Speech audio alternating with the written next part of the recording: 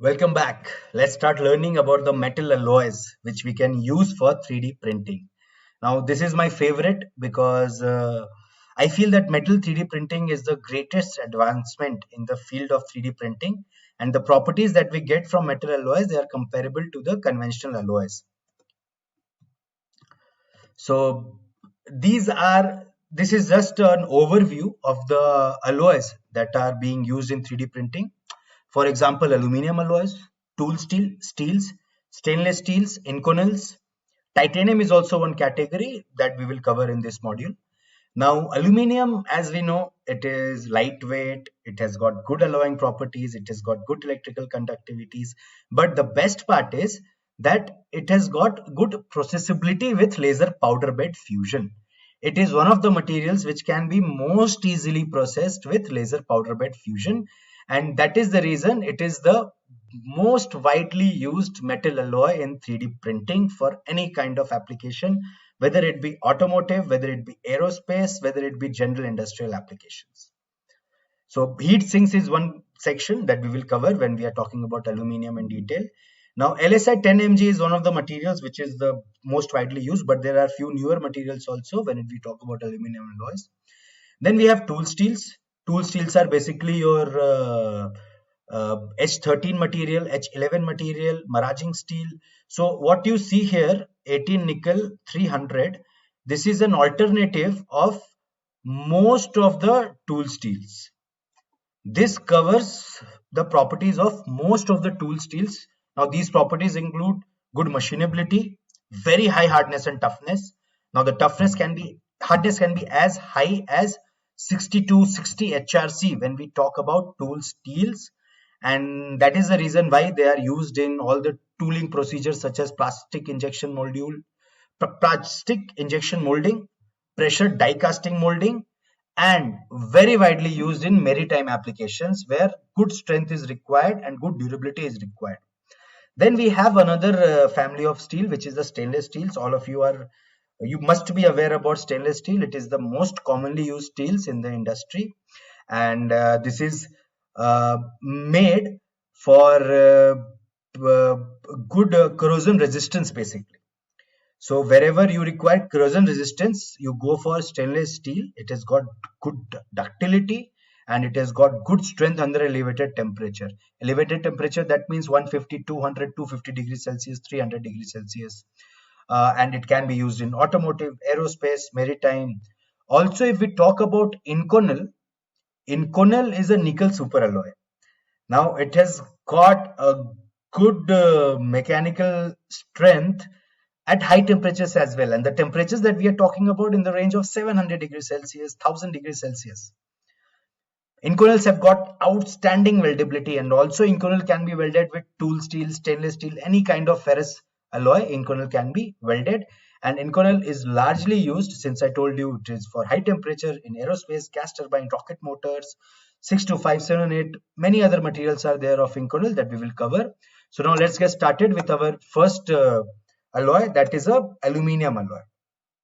So if you see here, the aluminum alloy is used basically wherever you need weight reduction. That is case 1. Case 2 is wherever you need good electrical conductivity and thermal conductivity. So it is used for applications such as heat sinks. What you see here by Conflux technology, this is a heat sink made by Conflux technology, and it is made in 3D printed in aluminum. Now the problem with aluminum is that the hardness is not very good. So when it comes to applications where you encounter high fatigue, in those applications aluminum fails, basically under high stresses and loads, because its mechanical strength, maximum mechanical strength that you can achieve is around 550 MPa.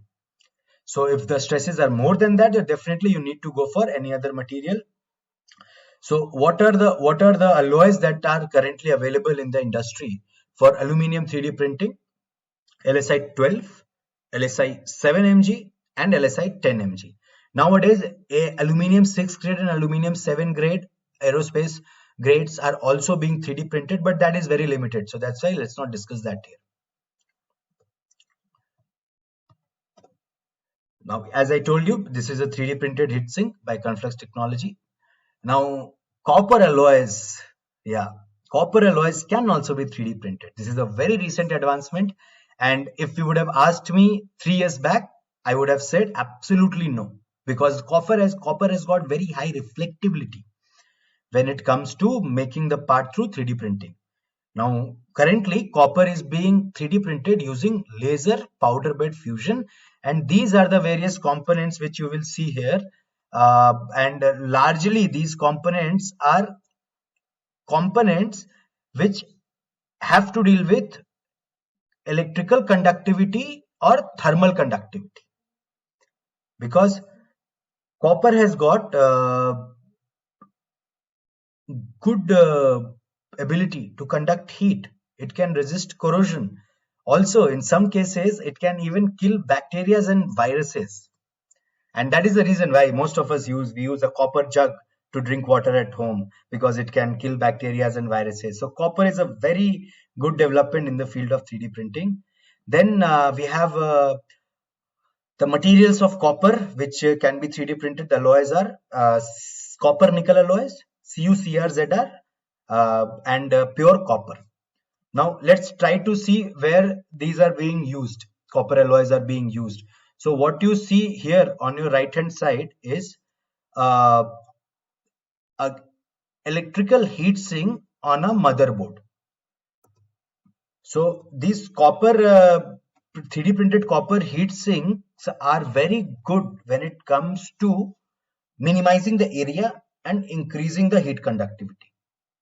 So copper is a good choice there, definitely, but copper is also a good choice when it comes to making components for radio wave applications, because copper's reflectivity allows it to reflect the radio waves at the highest efficiency as compared to materials like aluminium. Aluminium is another material which is used for radio wave applications. So what you see here is a radio frequency called dropole. So basically it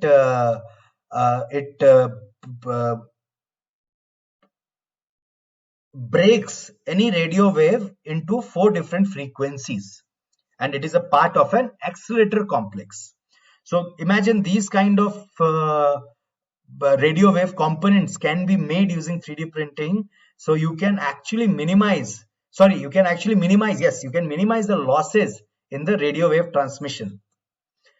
Now this is my favorite slide, application to be precise, because copper CuCrZr, the alloy that I mentioned for copper, is being used to make rocket engines.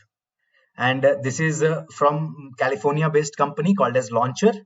Launcher has successfully tested its first 3D printed copper rocket engine. Now in India, ISRO and other private players such as Agnikul, Skyroot, they are also printing rocket engines, rocket components in CuCrZr. Now we will talk about a very interesting alloy, one of my favorite but the most expensive alloy, Ti6Al4V. So all the materials that I told you, they range in the price range is somewhere between 4,000 rupees per kilo in powder form to 8,000, 10,000 in powder form. But titanium is ranging from 25,000 per kg to 40,000, 45,000 per kg.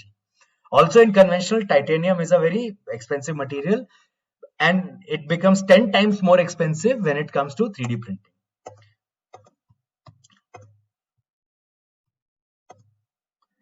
So it has got excellent properties such as lightweighting, high strength, low density.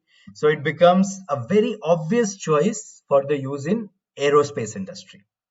Now let's try to understand about the application of titanium, because in all the other cases the very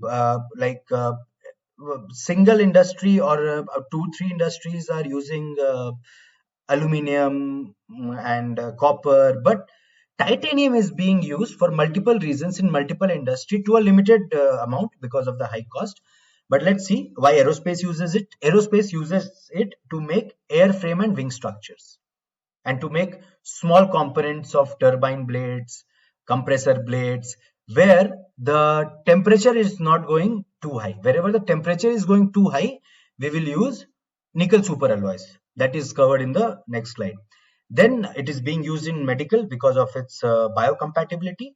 Also, it is being used in automotive and motorsports because of its high strength to weight ratio and high temperature resistance. So all of us know that titanium melting point is very high.